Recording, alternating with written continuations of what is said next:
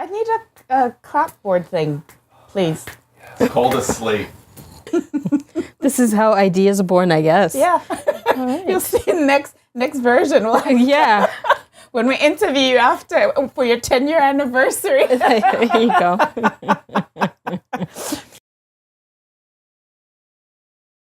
Welcome. Thank you so much. I Very so welcome. appreciate you making time. I know it's in the middle of craziness. And I think, are you fully recovered from the festival yet? No, because it was Black History Month. And so, we did the festival. And so I'd been putting off certain things to the last week of February. So last week was actually just crazy because it was all the other things that we had been putting off, all the other appointments we had been putting off. So I know who you are, and I have the great privilege of working with you at the festival. But for anybody who doesn't know who you are, could you introduce us and tell us about your role and your involvement? And first of all, what is we keep talking about the festival. What is the festival?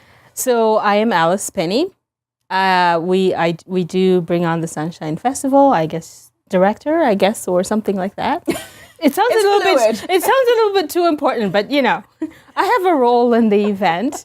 So I've been involved from the beginning, but in varying capacities, from probably, from ideas in my basement to just Jacqui and I going back and forth and going, oh, wouldn't this be so awesome? Yeah. And then, to being, to doing finances and admin and now to sort of switching that a little bit more and taking more mentorship role with the team that we have. So yeah, that's sort of what I do. Describe for anyone who hasn't had the pleasure of coming to the festival what it is.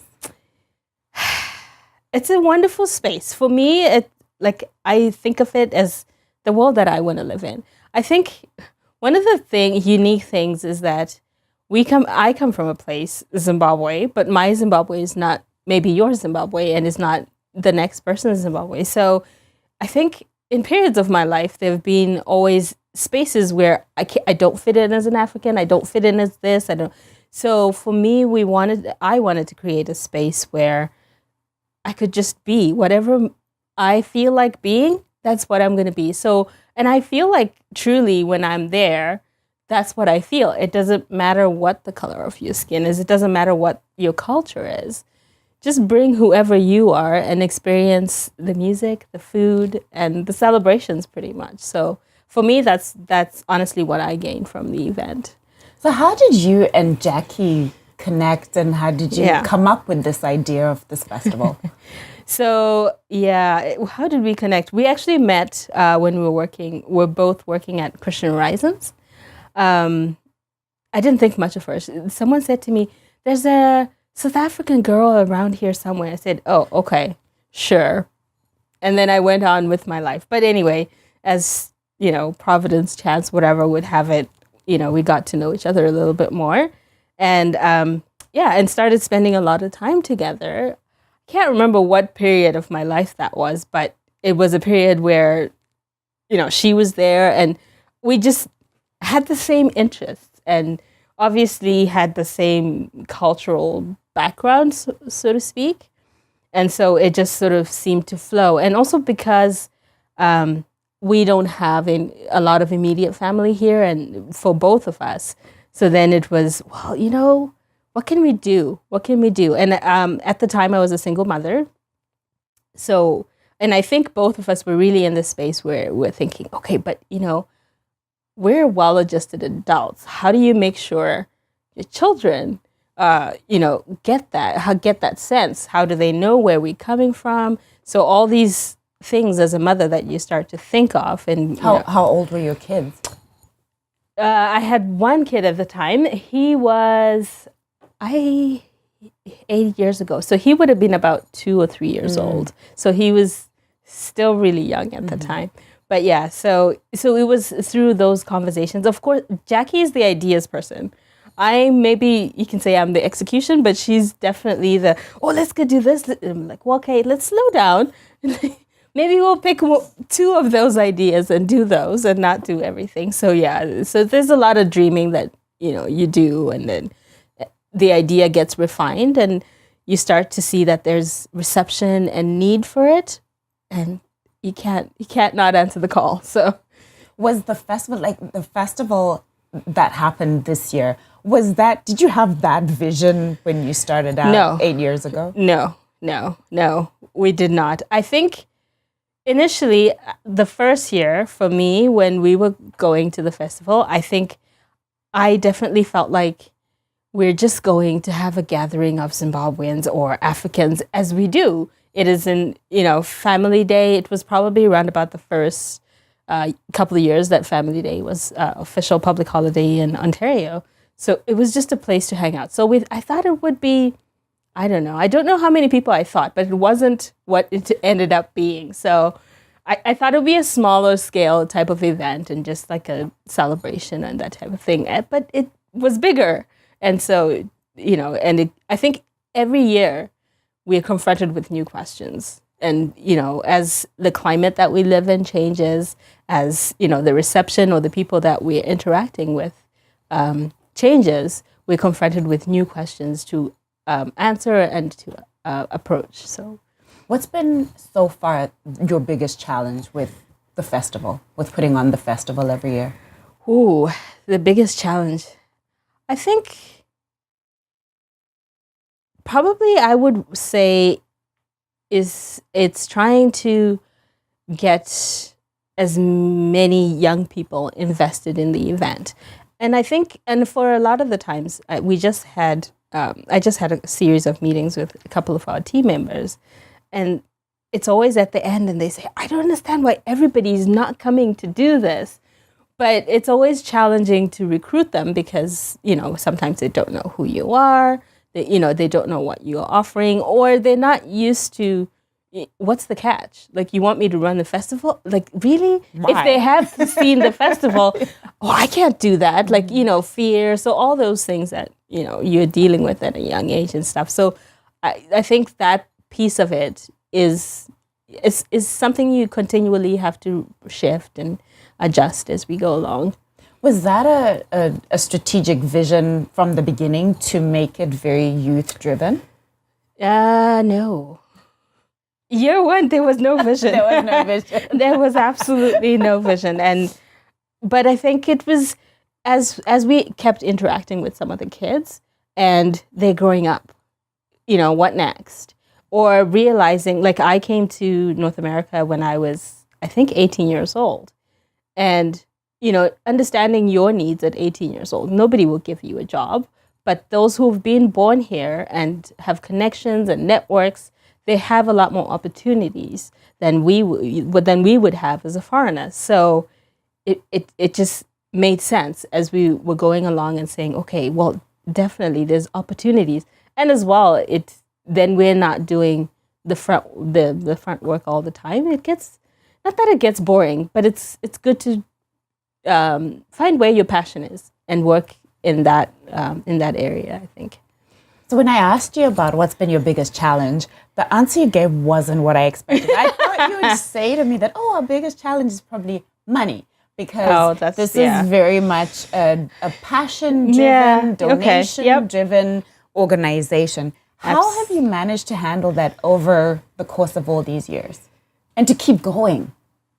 And not just to keep growing, your passion, not something. just to keep growing, but to flourish in the way that you have. That this has become a thing. Yeah. And I had the great honor and fortune of being involved in the festival this year, and the number of people who are genuinely excited about this festival every year is mind blowing. It is, and I think I've always thought over the years that's a blessing and a curse, because people look at you and they see how successful it is and they see how it's just amazing.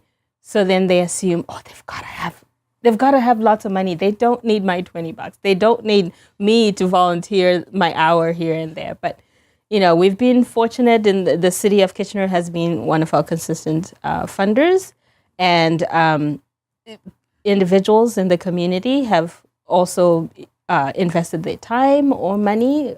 And I think in some of those years, there's just been provision where we meet a sponsor who's just willing to back us up. Like this year was Nando's, 1 year was Kishki. So it just strategic meetings at the right times. Not that it makes you, it's enough, but it helped us be sustainable. But the biggest thing, I guess, is just the volunteer and the passion that people are bringing and pouring into this event. So. What do you think has been the secret to your success all these years?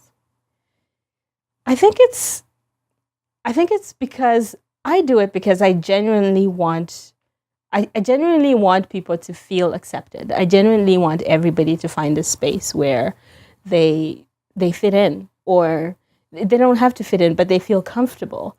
And so I think in life, if you're absolutely genuine about what you're offering, people sense that, people feel that. If you're coming from a good place, then especially I always think with work around racism and all that stuff, it's important to never do it out of a space of anger. So, and in anything that we do, we're trying to share our ideas in a space of love, in a space of celebration, and just the joy of it. And my hope is that that's what people are feeling, and that's why they keep coming back. So, yeah. Now it's expanded to beyond just the festival. Yes.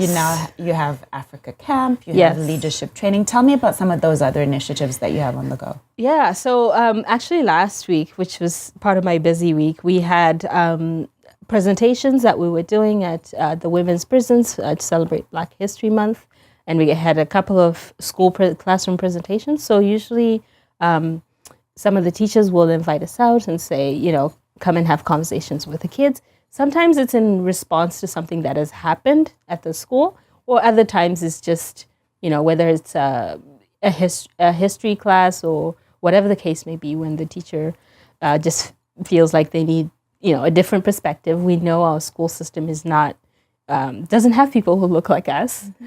And so it's important for the kids to see people who look like them. And some of the teachers get that. And so they invite us in, which is absolutely great. And it's always amazes me to see the energy that the kids bring. And I think I was actually having a conversation yesterday with one of the principals, and I was saying, I think the kids are so much more ready to have these conversations than we are, because as adults we have all this baggage and we're holding back, but the kids, they're always so open. So that's one of the things that we've been doing, and among other community events. But yeah, so Africa Camp obviously right now will be our biggest focus as well. So, and last year, the things that we did with the team as well was things that would, outside of helping them build their resume, would help them with their identity as well. So we went to Guelph and the museum. They had Black History, Canadian Black History exhibition there. And so it was interesting to have conversations with the team around that stuff. Like I'm older and I come from a different climate where, race issues were, you could talk about being Black.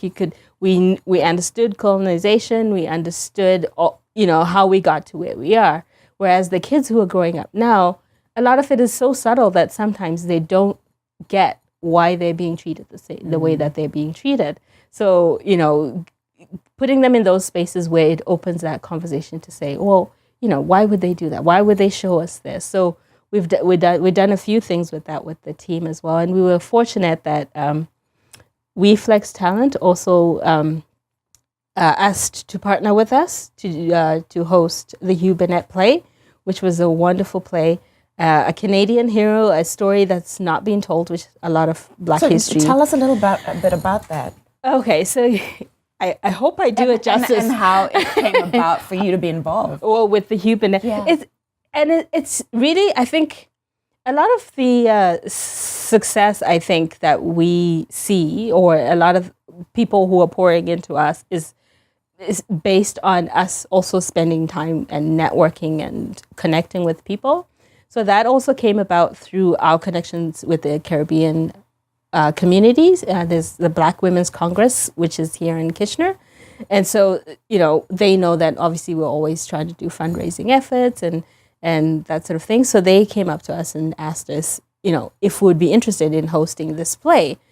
We didn't know anything about it. We didn't know who these actors were and nothing at all. So we sort of sat down and thought, and then they said Hugh Banette. I'm like, who's Hugh Banette? I went on the internet. I Googled it, and there was nothing that came up. Oh, really? No, there was nothing that came up. And I thought, I don't know what the story is, but we thought, you know what? It's worth our time to actually sit down with the guy who wrote the play. So we sat down with him, and I think we just really got a sense of his heart and the amount of research that he had actually put in to writing this story that obviously needed to be told.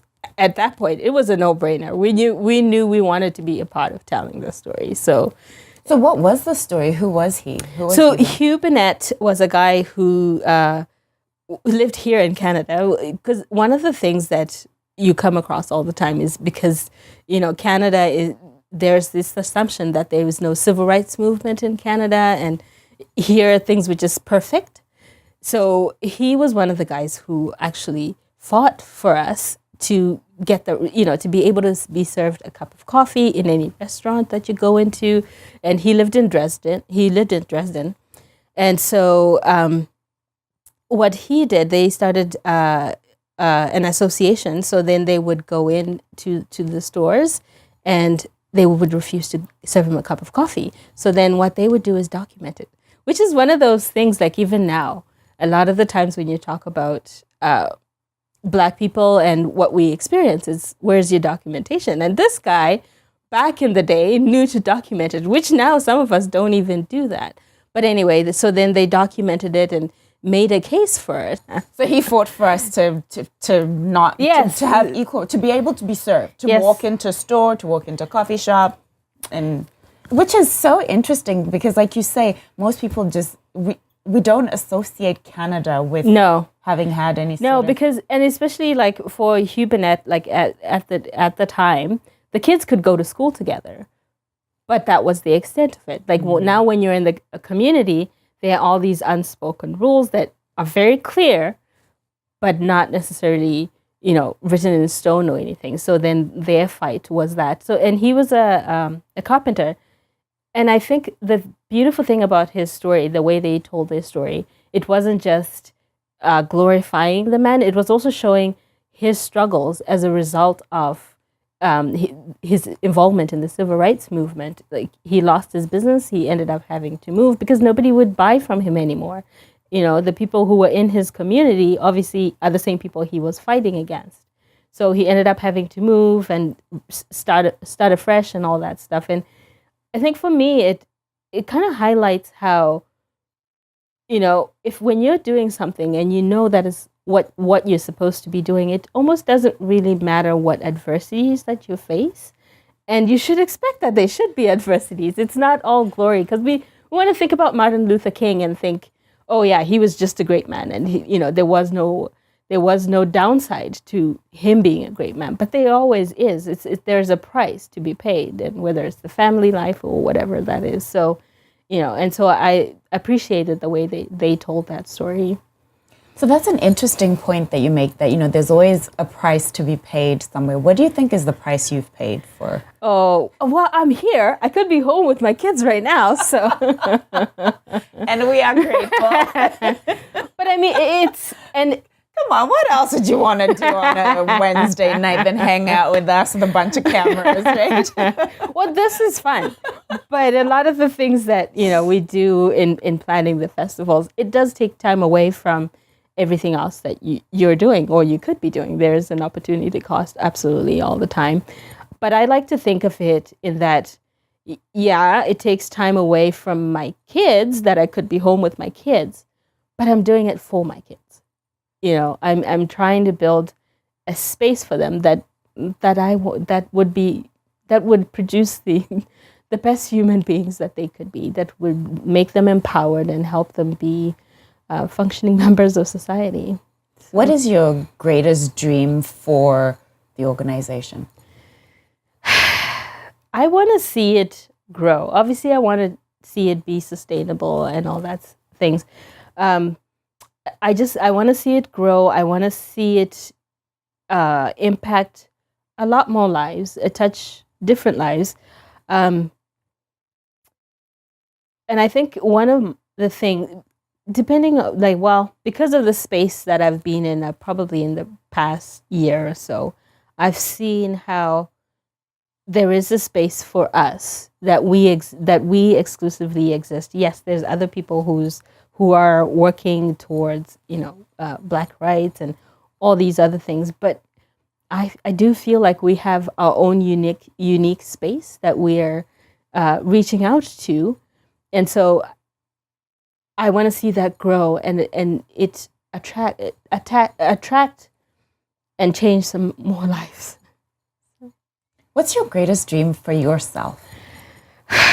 That has changed. Like, man, it's evolved. Like I when I grew up, or even if you asked me maybe 5 years ago, I would have thought, oh yeah, I'm going to climb that corporate ladder. I'm going to get the dream house. And, I had all these steps that I had defined for myself. But I think over the past year, I mean, we've been doing the festival for longer than that, but more so over the past year, my journey has been more trying to invest in things that matter to me more than the finances, more than all these other things, and which is probably why I've poured more into the festival and or the organization in the past year than I have before. And so I think I'm working towards finding my purpose. So maybe this is it, but just building that vision and finding the space where I can have the most impact to those around me. Now, you talked about coming to Canada as an 18-year-old. Yes. Tell me about that experience of what it's like being a Black Zimbabwean girl, really, at 18, coming to a So foreign I country. actually I was in the U.S. initially. So coming to the States as a young Black girl and going to Indiana was interesting. It was very interesting. It's no one can quite prepare you for that, especially because you're a child yourself, and there's a lot of things that you don't quite get. And I grew up in Zimbabwe, which majority is Black, but my neighborhood was majority white. So I never really thought, not that I didn't think about color, but I don't feel awkward in a space where I'm the only Black person, because that has happened, well, now for most of my life, but even in my childhood, that was always there. So I didn't see that being a thing. So getting to the US was definitely then discovering that you're Black. That means you're less than. And then you're African. That means you're even more less than. So they're all like these different layers. And then if you break it down even further, amongst your own Zimbabwean circles, now you're Ndebele, you're Shona. I'm like, and I'm just, so it's like parts of you are just being torn apart. And I think, especially in the early years, I think I just struggled with what was happening because I didn't quite understand that. But yeah, Canada I found better, but maybe that was because I had been in the States. So maybe if I had gone from Zimbabwe to here, I would have had a different experience. Also, I was in Indiana, so that's a different level. But Canada, not perfect at all, but even the white people speak with an accent. So there's Russians, there's all different kinds of people. So you don't, your accent doesn't necessarily, make you different from the get-go. So there's those subtle things, but you're always Black, obviously. But I found that a little bit better transition than the U.S. So you have a daughter, right? You have one daughter? Mm-hmm. What do you want your daughter to grow up knowing about herself as a young woman of African descent?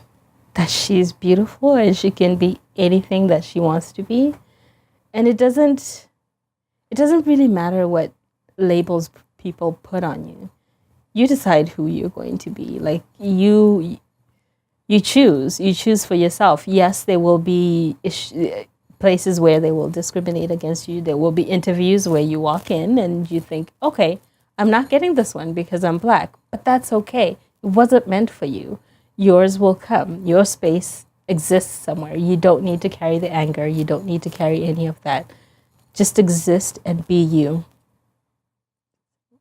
That is that is beautiful. That is really beautiful. Thank you. Beautiful. Thank you. I just want to say, before we end this interview, I just want to say thank you. I truly want to thank you for having me. No, thank you for the incredible work that you're doing. As I said, I had the privilege of being part of the festival and seeing it from the front of the house, from the back of the house, and all the madness and in between. And to see the incredible work that goes into it.